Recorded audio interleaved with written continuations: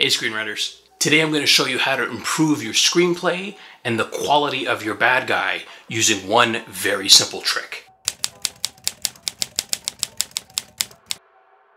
Now, most screenwriters tend to obsess with the main character.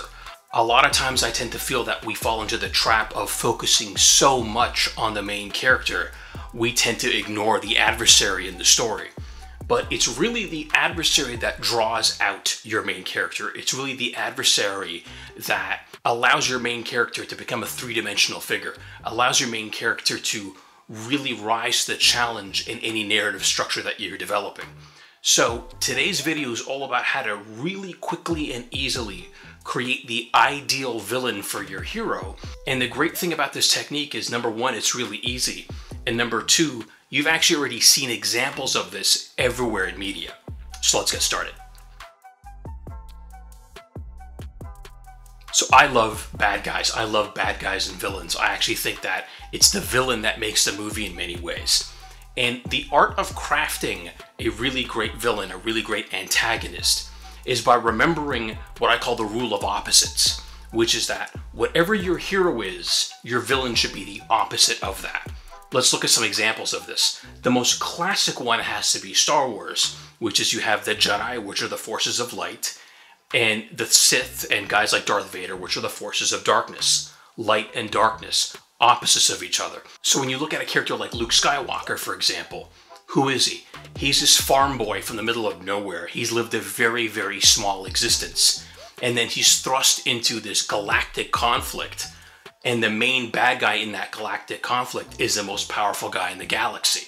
So again, small farm boy, galactic menace. You cannot become more opposite than that. And that's what makes that dynamic so interesting for us. Another great example from sort of pop culture has got to be the relationship between Batman and the Joker.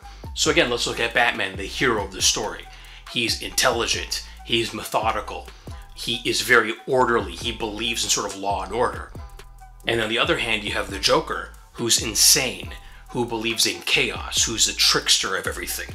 He's the complete opposite of Batman in every single way. Now, the movie that I think best explains this, I mean literally best explains this, is Unbroken, M. Night Shyamalan's Unbroken.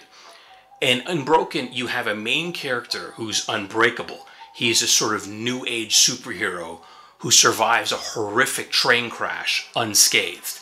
And on the opposite side of that story, you have his villain, his antagonist, a character called Mr. Glass, that suffers from brittle bone disease. He literally breaks really easily.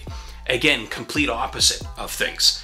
And in that movie, Mr. Glass explains to the hero how villains are always the opposites of heroes.